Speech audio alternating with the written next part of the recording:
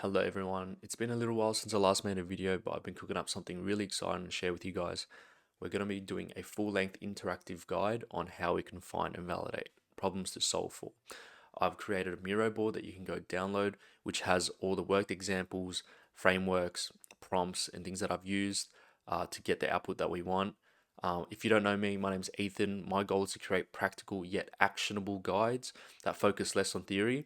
Rather, I'll get in the trenches with you, show you how I've done it, show you my thoughts, and leave you guys with tools, frameworks, prompts, and anything of that nature so that you can actually get something out of this video. So without further ado, let's get started.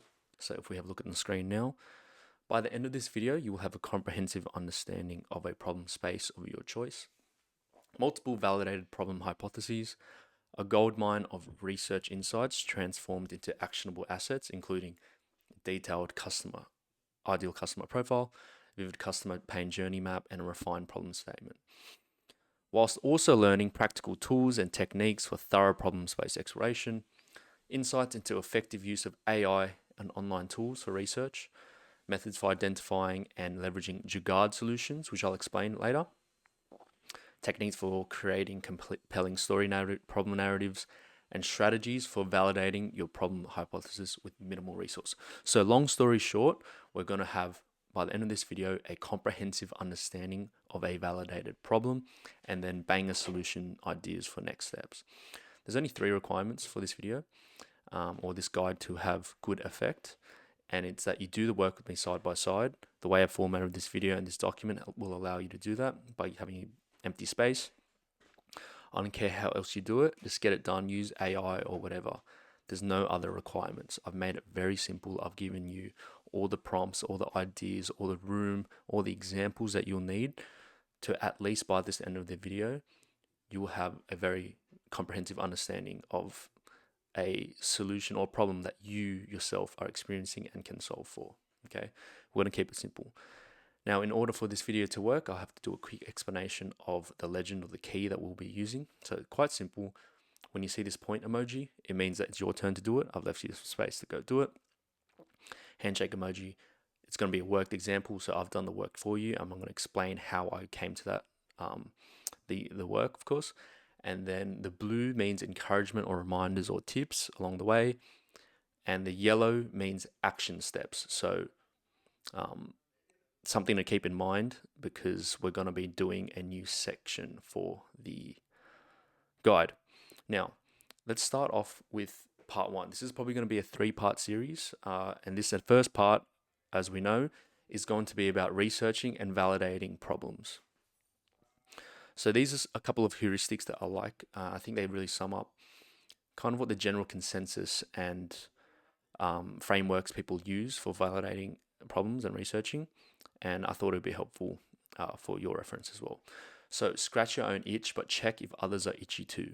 So what this means is don't look too far outside and trying to find problem areas where you might not have expertise or knowledge in at the start. Solve for something yourself, but also you want to check if others are having that problems as well. So that's why we're going to do that kind of validation. That's why validation is so important. So you're not only solving a problem for yourself, right? Because you want to market it and sell it eventually, I'd hope. 80-20 rule. Spend 80% of the time on the problem and 20% of the time on the solution, not the other way around. I think this is really practical and a good way to think about things. Like most things, 80-20 rule, right? But when you spend 80% of the time on the problem, you have a better understanding of the problem, what the pain points are, what people have done, what actually is like so insufferable about this problem, and why maybe some solutions aren't working because they only claw at the surface level of the problem, right? We'll explain later down in the guide. Be a problem detective, not a solution salesperson. So what this essentially means is like you want to get down to the nitty gritty and the real,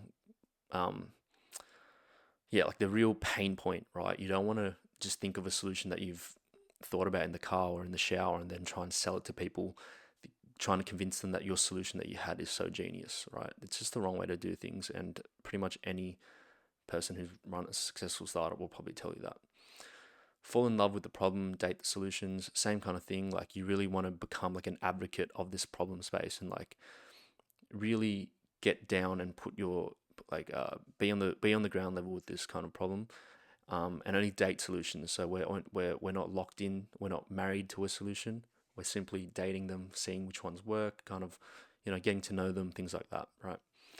Your idea is a hypothesis, not a fact. So test ruthlessly. So I think this sums up where a lot of people fail, or for whatever reason it is, and it's your idea is simply something that you want to go test, right? It's not something that's set in stone. Even if you've done a lot of secondary research, primary research and speaking to people is the most important part, the most time consuming, probably the most scary, I guess, because that will give you really good insight into whether what you're doing is actually worthwhile or not, right? And a lot of people kind of skip this step and they find out eventually anyway.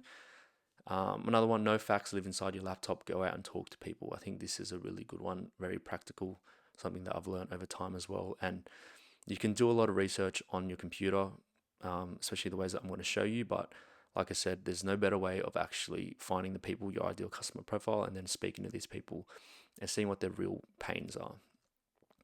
Validate or die. If you can't find people who desperately need your solution, keep digging, okay? And all of this will make sense, and I'll kind of explain these frameworks through worked examples, and yeah, you'll see shortly. So let's give you a little bit of an overview of where maybe you're at, and yeah, a little bit of context into kind of this startup space and validating problems, so we're kind of on the same page, right? So these are some common thoughts or negative thoughts that we might have when we're trying to think of doing our startup and things of that nature. So analysis paralysis, so leading to too many options, which leads to indecision and you not doing anything about it. Is this problem big enough? Doubting the market size or impact. Someone must have already solved this, assuming the market is saturated. I don't have enough expertise in this field, so feeling unqualified for the problem or solution that you're trying to solve for or build. What if I'm wrong about the problem? So a fear of misidentifying the real issue. How do I know if this person will actually pay for this? Uncertainty about monetization. This seems too niche, worrying about limited market potential, and I don't have the resources to tackle this problem, feeling limited by current capabilities. And look, this will cause a lot of inertia, a lot of friction, and you're just like, I don't know what to do. And it is very paralyzing. But look, if you read online and do whatever research or speak to quote unquote successful startup business owners, they will always tell you, look, there is a logical solution to all of these kind of qualms that you have in your head, right?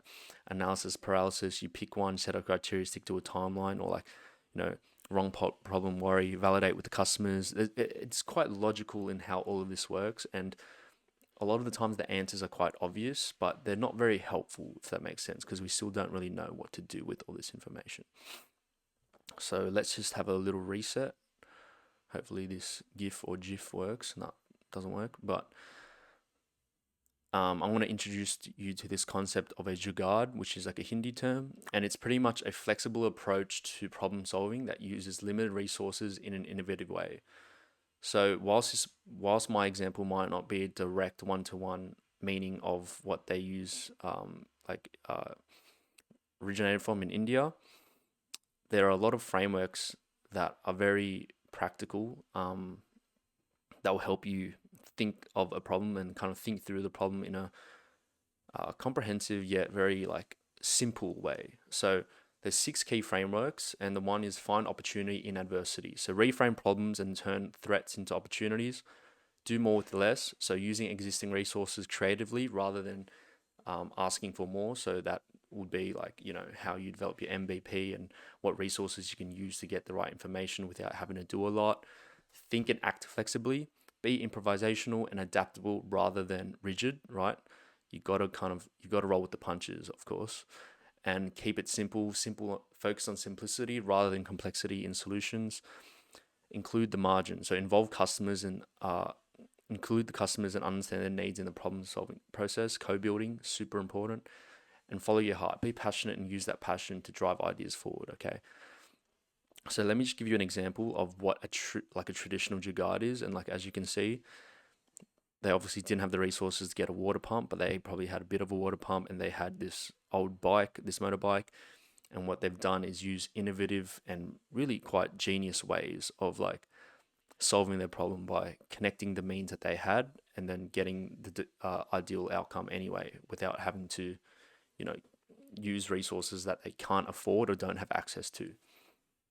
And the same kind of thing, like we got to think about how these businesses have blown up, right? For example, Airbnb, this is just like some thumbnail I found, but it kind of sums it up. So Airbnb's first prototype, or at least their first sale, you could say, was from when the founders were renting out air mattresses in a living room because they had a conference that they were attending, something like that, and Airbnb, which is a huge company now, we don't even know how much it's worth, started out from just solving a simple problem, from being innovative and creative with the limited solutions that they had. And they realized, okay, there is actually a real problem here, not a solution, because keep in mind, this isn't a solution that they're using now, but they've realized that there is a problem within this niche, which was that short-term rental niche, right? And yeah, they transformed this idea into a global platform for short-term rentals, disrupting the hospitality industry. So a lot of these big businesses that we think of, like whether that be Tesla or like Salesforce and all of that, Snapchat, Facebook, all of them, they didn't get to the end point at the start. Like they didn't think of making this $1 billion company, or like with all of these metrics, all of these technologies at the start. They first started off with solving a problem, or identifying a problem and solving it with an MVP, and then it slowly built up. And that's the same kind of thing that we should be doing, is like start with your own problem, because you never know how big it might get, right? So action step one, ding, ding, ding, ding. Okay. So what we're going to do is find your own Jugaads. Now this might take a bit of time, but these are some things to think about. What are some problems you improvise to solve daily? What workaround processes do you use to solve your daily problems? I can guarantee you they're littered everywhere in your life, and we'll utilize an exercise called the 5 whys to get down into the true kind of problem statement. And as a disclaimer, Jugaads speak more about the problem than the solution. They reveal the gaps in existing tools and processes. And by looking for these Jugaads, we stay problem focused, which is crucial in this early stage of our journey. Don't think about a solution too much. Even if you might have a solution in your head, try and dial that back and peel it back a layer, take a step back. We're going to look at it more from the problem lens. Trust me, this shift in mindset might seem a bit stupid at the start, but it really does make a big difference in creating solutions in the long run. Okay, so let's look at this little tip here. So it starts small. It's not necessary to be the next Tesla, like I was mentioning. Work on something you have experience, expertise, or leverage in to start, especially if you're doing this by yourself. So let's walk through this problem together. There'll be a lot going on. I'll try my best to explain the tools, frameworks, prompts, and everything that I'm thinking about and have been using. And we'll keep digging into this. Now, this isn't a comprehensive worked example for a lot of these things, simply because I'm trying to just kind of give you an idea of how things work, but the output will make a lot of sense for you guys. And honestly, have fun with this. Like I said, you want to be a problem detective. You really want to fall in love with this problem and like get to the bottom of it. Dig deep, create stories, use metaphors, speak to people, have fun with it. It's not supposed to be this very sterile kind of process where you're kind of just like doing market research, like what you typically might do, where you look at, industry reports and things like that. No, that's like very old school, I think, and it's more for consulting, I would say. But you don't have to do it that way. So I don't know if you guys can hear the vacuum cleaner in the background. Hopefully you can't, but we'll continue nonetheless. So this is my worked example. In my worked example, I'm going to be using this idea of, we'll get to it anyway. So my initial problem that I had was I save lots of digital content, but rarely revisit or use it effectively. So this is my initial problem that I have. Now, I'll explain to you after this exercise why it's super important to dig deeper, okay? So I save a lot of digital content, but rarely revisit or use it. My initial solution, if I was going solution mode, might be, okay, I need to create an app which I can save, and it will send me like a digest of all the things that I've done, right? It kind of just summarizes the information that I have. Okay, great. And I'll tell you why after this, why that's not a really good solution. Anyway, Why? Because I don't have an efficient system to organize and retrieve the information when needed. Why? Because traditional bookmarking and note taking methods require too much manual effort and time. Why? Because they rely on me to categorize, summarize, and remember what content I have saved. Why is that? Because current tools don't automatically process and make content easily accessible in a meaningful way. It is a way procrastination manifests. Why? Because they're designed as passive storage systems rather than active knowledge management systems. So this root problem, we can probably probe deeper, but for this point of this exercise, we'll stay here, is current digital content saving tools are passive storage systems that don't effectively process, summarize, and make information easily retrievable in a contextually relevant manner. So what the hell does that mean, right? Basically, what I'm trying to say is it isn't just simply as like when we're bookmarking or saving content, it isn't just because I don't revisit it or like I don't have the habit of revisiting it, but rather also the problem is that the tools don't allow me to facilitate the way that I want to retrieve or use this information. It requires a lot of effort. Say if I'm using something like Notion, I have to go and write all these notes and then type all these notes and organize all these notes. When if I had the time to do that, I probably would. But the whole idea of me reading on the internet is to save things. I want to be able to retrieve and use that information um, in a effective way. So there's a mismatch in terms of like usage, and there's a friction in terms of um, the way I would want to use something and the way that it is available to me, right? So this root problem means that if we go back to that initial solution we had, which was we create like a bookmarking tool which sends us like a weekly digest and like, you know, like filters the information and sends it to us on a weekly or like monthly or daily kind of thingo, it's not going to be that beneficial because that will have inevitably, that kind of newsletter summary that's sent to us, that digest, will eventually become a passive storage system, right? It's just going to be in my email. Like I'm going to stop reading that as well. I'll probably start saving that, right? And it's just going to pile into this bookmark or these read laters that I won't end up reading. So it's not so much that like it's not so much that I need a way for me to like access this information in terms of a like a newsletter or a digest. It's a way that I need the information when I need it. Like I don't need it all the time. Like it's not something I can store in my brain forever. I need to be able to recall this information in a way that when the situation presents itself, I have the resources there handy, ready to go for me, right? So that's why it's super important to get down into the bottom of your problem and not solving for that initial, that surface level problem, because you're just going to get shit solutions, right? Shit ideas. No one's going to really want it because it's more like a vitamin. It's not like a real painkiller solution, right? So now, action step number one, go ahead and do this. Think of the Jugaads in your life. Use GBT maybe to brainstorm, download the mobile app, speak to it, have a conversation with it. Find out what this problem that you're trying to solve for is. Don't think about it too much. It's like whatever came to your head straight away. Just try it for this, and you can always do this later again, right? And then you'll get to a root problem or a better problem to solve for. And once we have that, we'll then be able to move to action step 2. So go ahead and do that, pause this video, and come back later. Okay, so now that you've done it, hopefully, we'll go into action step 2, which is we have this problem statement now. Let's do some preliminary secondary research and kind of validate this problem and make sure that it's worth kind of solving for, right? And this is the frame that I've done here, which is kind of what resources and what things that we have to consider when we start. So tools to consider: GigaBrain, Gummy Search, paid tool. I have a video on that. Be sure to check that out. RFs, Google Trends, Product Hunt, G2, Trustpilot, Perplexity. Use all these tools, and just what I like to do, which I'll explain, is just like you can screenshot or just paste anything in here. Okay, this is your dumping ground for all the information that you found.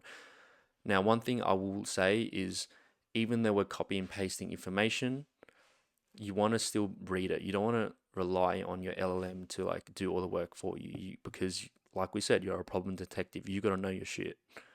Okay, so in this example, um, like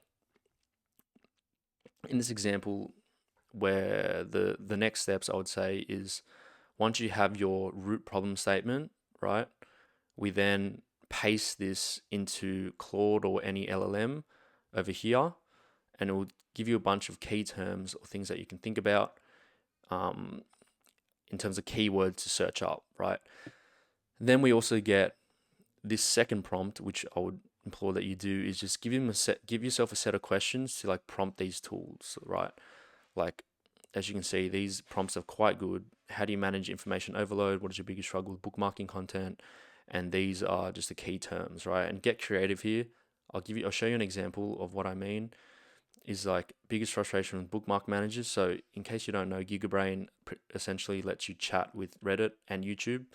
So if you enter a question like I did here, biggest frustration with bookmark managers, it will give you a too long didn't read and summary of pretty much any like the relevant threads and comments. And what we can do is simply copy this, or you can screenshot this because LLMs can read these screenshots and turn it into text, transcribe it, and just go like crazy with this. Like, you want to have a lot of information because the beauty of these AI tools is that we're able to synthesize this information where we might not have been able to do that before. So I've just done a couple screenshots here. I've done 5. You should have a lot more than this. But if you just want to test it out and do that at the start, then go for it. And oh yeah, one more pro tip is use words like frustration, time consuming, and struggles.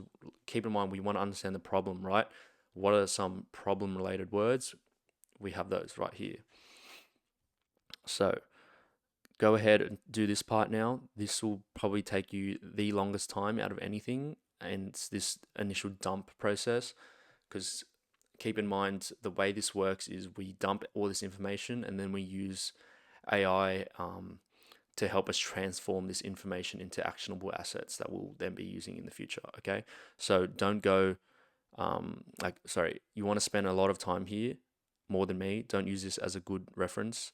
Just do whatever you can and just have fun with this. Like, you want to be learning stuff as well. So after that, we have action step 3. So this is similar to the research prompt from my previous video. This is a very comprehensive research prompt that will work with your LLM. So just start a new chat, and what you want to do is paste this prompt. This is a market research prompt, and mainly it's using like Reddit threads. So maybe you can delete that and change it to whatever, but this will give you a niche summary, market analysis, pain points, opportunities, customer insights, strategic recommendations, and has in instructions here. So it presents the information in the way that we want. So make sure you paste this in the new chat first, and then what you can do is just download all the screenshots or the text, chunk it all together, and then just paste it into the GPT or the LLM, sorry. And hopefully you'll get something similar to this, which is my research synthesis example. So we have Elmo here. Congratulations.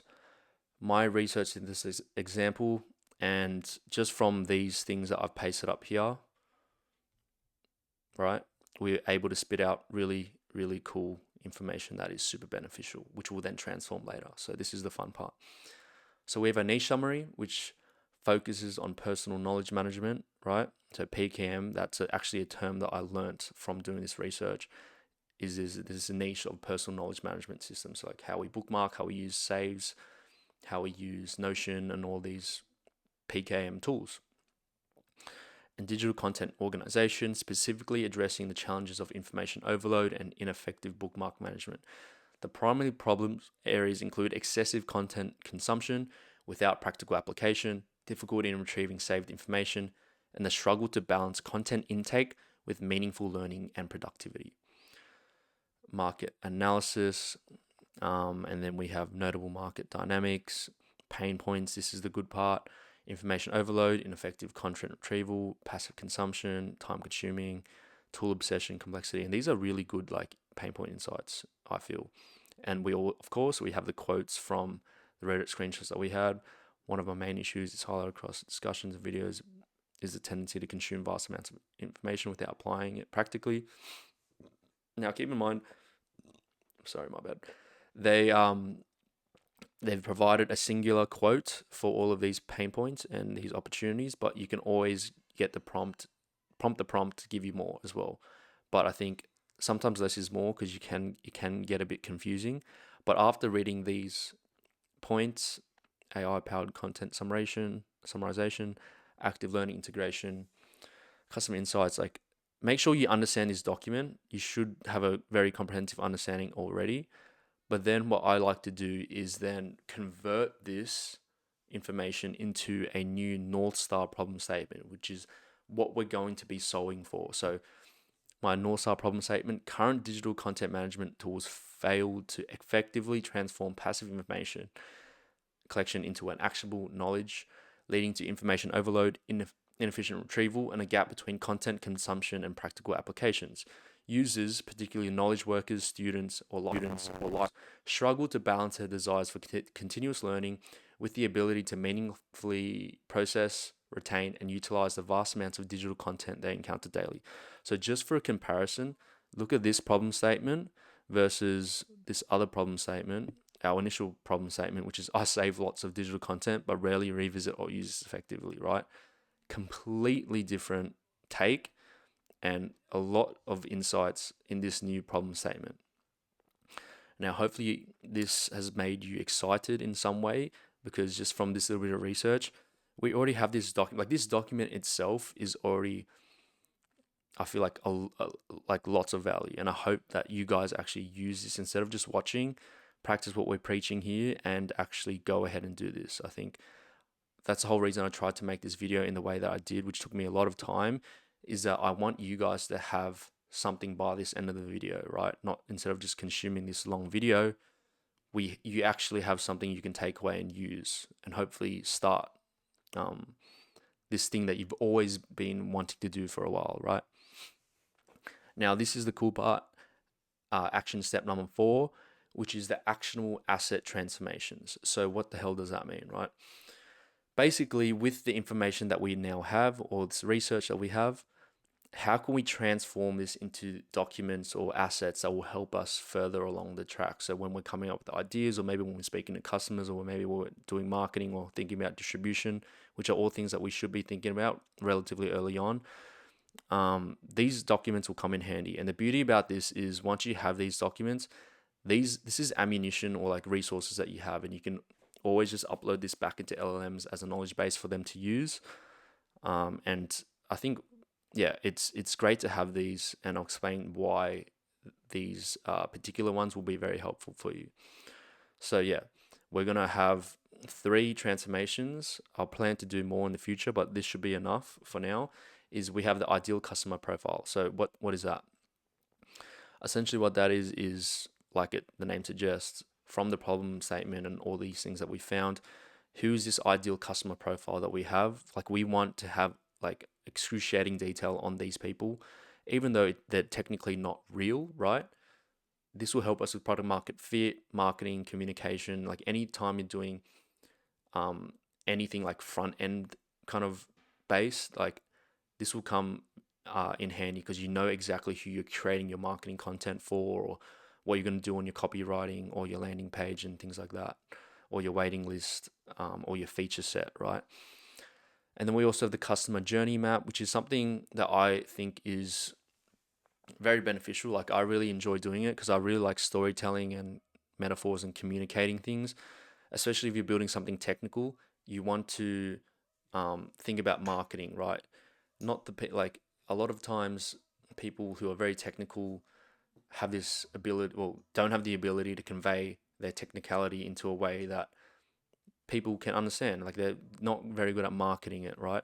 So if we're doing a customer journey, we're able to do storytelling. We're better aligned with the person that we're trying to sell to and understand them, and they're like being empathetic. Empathetic is really important. For example, co-building as well. And then we're also better able to understand like their pain points on a day-to-day kind of scale, right? And then we also have the ICP problem questions, which is for primary research, for when we're actually going to go out and speak to customers and then hopefully co-build something with them. Now, these are the three templates, as you can see below. I've done a template, worked example, and then your example.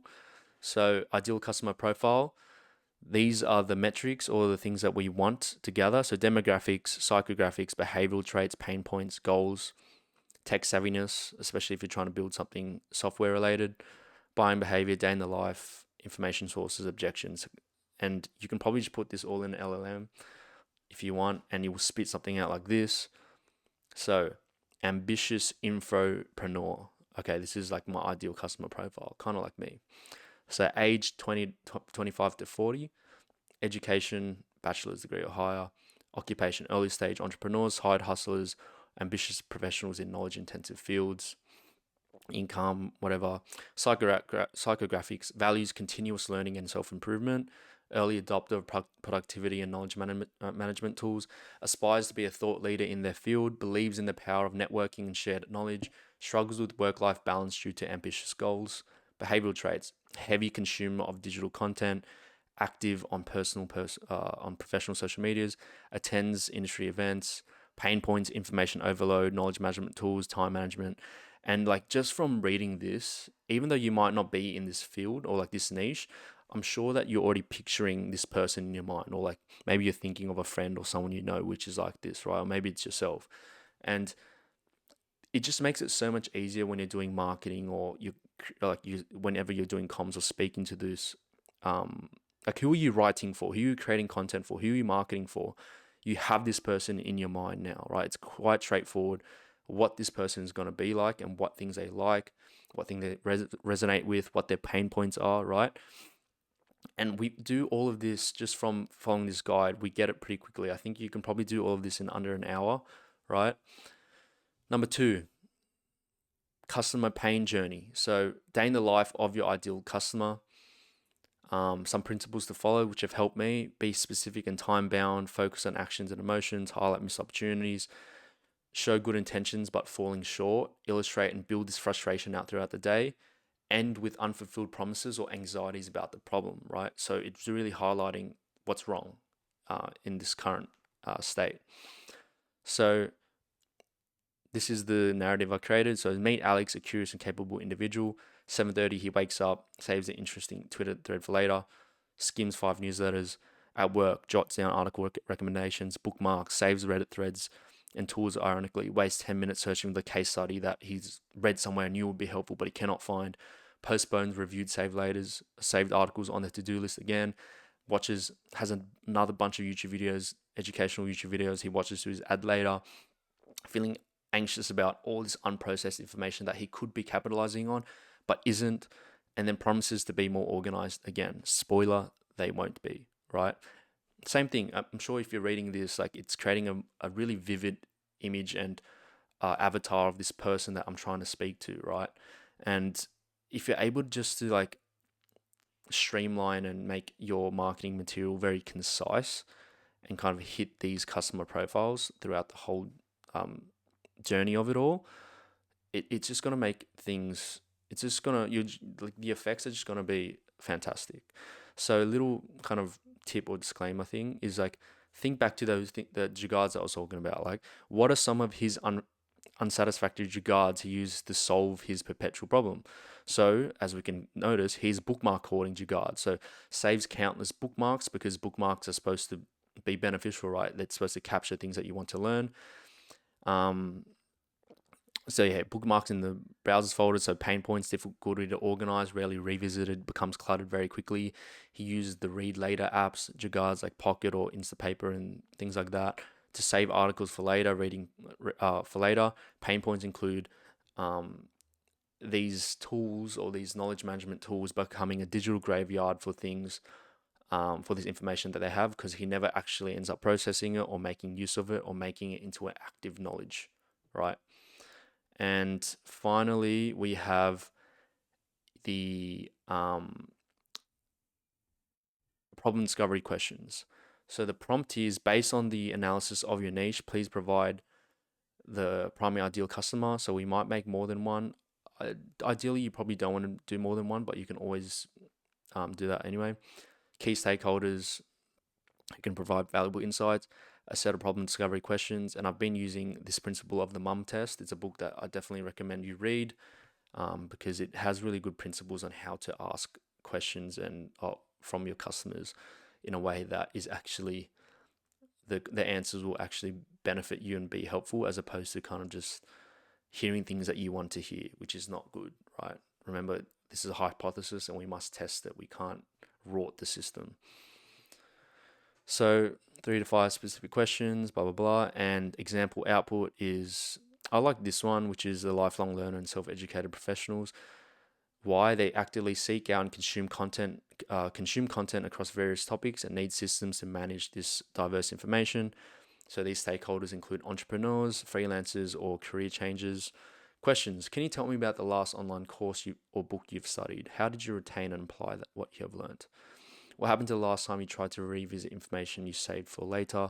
How do you currently keep track of ideas or insights from the content you consume? That's probably a better question to ask at the start.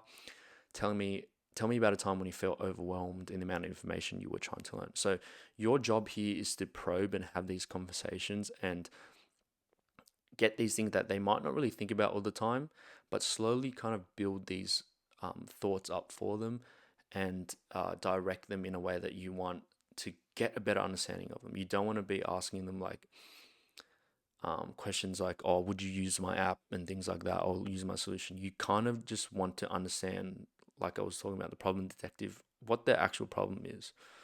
Okay. And yeah, these are the 3 transformations that we'll be using, and this is your time to do it. So go ahead, take these problem statements, use that chat that you had before. Don't make a new chat, just so it has that memory of what we've been working on, and then use these prompts, use and think about it. Like, at the end of the day, you can use these prompts to do work for you, but if it's not at the level that you're satisfied with, it's not going to benefit you. So take the time to make use of this information in a way that is going to be beneficial.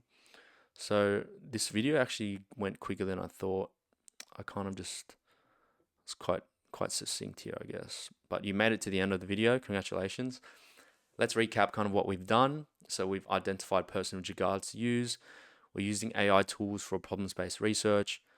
We've synthesized the information into a comprehensive document. We've refined our problem statement, and we've created several actionable assets to leverage in the next steps. So speaking of next steps, what are they?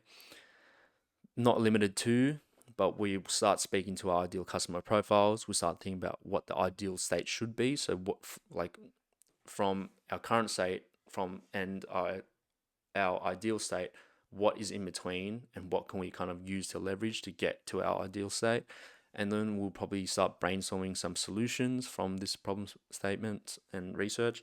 And then after that, we're anticipating potential marketing and distribution methods. So hopefully, even from just watching this video, you understand why the problem, and understanding the problem and validating the problem is super important in coming up with good ideas. Like, even if you just use the example I did, I'm sure hopefully by the end of the video you had a different solution to the one that you initially came up with when I presented it. Now, I really, really implore that you guys go ahead and do this for yourselves. It won't take you long, right? Think about it this way: like, it took me a lot longer to make this whole thing than it would for you to do this whole thing, right? And more importantly, I've spent a lot of time to ensure that the end outcome and transformations that you get will be beneficial. Like, they're not just very theoretical or like bullshit that you see online. Like, this is very concrete stuff that you'll be able to leverage in the next steps. And I will be making future videos covering the next steps as well, and kind of doing like a build in public with you guys, testing myself as well. So hopefully this video was beneficial. And please let me know if you have anything else. And I should have mentioned this at the start, but of course this file will be you can download this file at the bottom of this video. And let me know if there's anything else that you want to see, or if there's any questions. And leave a like, leave a comment, subscribe, because there's going to be more videos like this. And yeah, stay tuned for the next videos. Thank you, everyone.